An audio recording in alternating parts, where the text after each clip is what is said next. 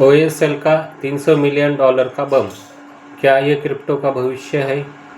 Digital परिसंपत्ति के वैश्विक परिदृश्य में हलचल मचाने वाले एक कदम के तहत एशिया के क्रिप्टो क्षेत्र की अग्रणी शक्ति ओएसएल ग्रुप ने 300 मिलियन की इक्विटी फंडिंग सफलतापूर्वक हासिल की है।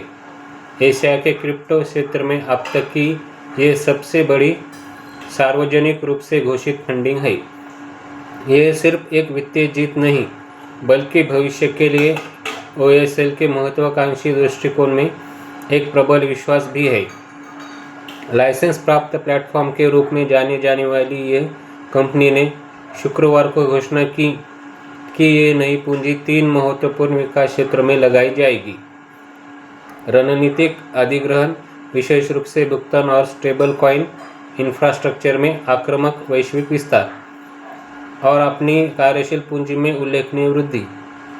ओएसएल ग्रुप के मुख्य वित्तीय अधिकारी इवान वोंग ने कहा, ये 300 मिलियन की इक्विटी फंडिंग हमारी यात्रा में एक बड़ा मील का पत्थर है और ओएसएल की डिजिटल परिसंपत्ति रणनीति और उसके निष्पादन में दृढ़ विश्वास को दर्शाती है। ओएसएल का प्रमुख फोकस उभरता हुआ स्टेबल कॉइन बाजार है। हांगकांग का नया स्टेबल कॉइन अध्यादेश 1 अगस्त को प्रभावी होने वाला है, जो लाइसेंस प्राप्त कंपनियों को स्टेबल कॉइन जारी करने की अनुमति देगा। इसके साथ ही ओएसएल एक प्रमुख खिलाड़ी बनने के लिए तैयार है। यह ऐसे समय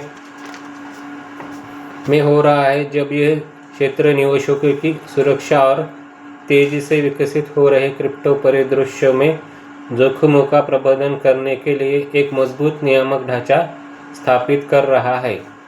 ओएसएल की महत्वाकांक्षाएं हांगकांग की सीमाओं से कहीं आगे तक फैली हुई है।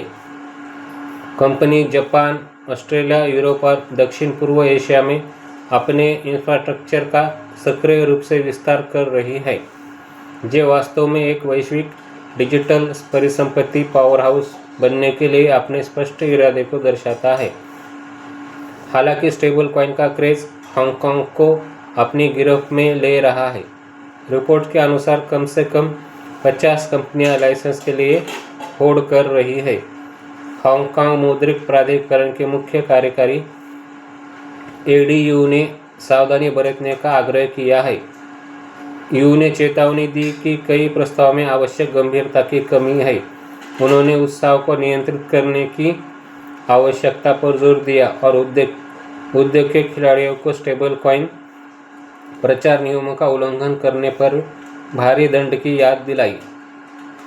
एचकेएमए के सतर्क रुख के बावजूद ओएसएल की ये विशाल फंडिंग और रणनीतिक पहल इसे एशिया के डिजिटल परिसंपत्ति क्रांति में सबसे आगे रखती है, जो नए अवसरों का लाभ उठाने और वित्त के भविष्य को आकार देने के लिए तैयार है। ऐसे ही जानकारी के लिए हमारे चैनल के साथ बने रहिए। धन्यवाद।